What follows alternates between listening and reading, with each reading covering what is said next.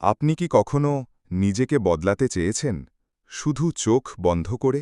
কেউ বলে মেডিটেশন মানেই মানসিক শান্তি, আবার কেউ বলে এটা আত্মজাগরণের পথ। কিন্তু আসলে মেডিটেশন কি, আর সত্যিই কি এটা মানুষকে বদলে দেয়?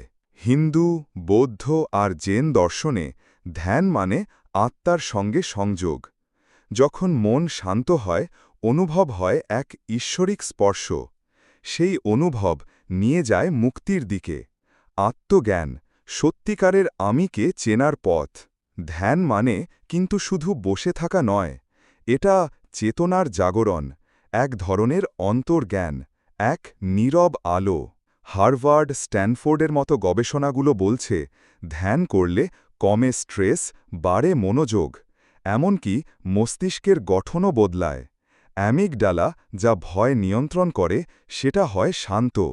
অর্থাৎ মেডিটেশন শুধু মনের নয়, মস্তিষ্কেরও পরিবর্তন আনে। একজন যুবক মানসিক অশান্তিতে ভুগছিলেন। তিনি প্রতিদিন মাত্র 10 মিনিট ধ্যান শুরু করেন। 1 মাস পর তার ঘুম, মনোযোগ, আচরণ সবই বদলে যায়। শুধু নিঃশ্বাসের দিকে মন দিলে তিনি চিনতে পারেন নিজের ভেতরের মানুষটাকে।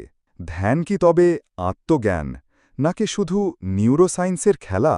হয়তো দুটোই, কিন্তু একটু নীরবতায় আপনি নিজেকেই নতুন করে আবিষ্কার করতে পারেন।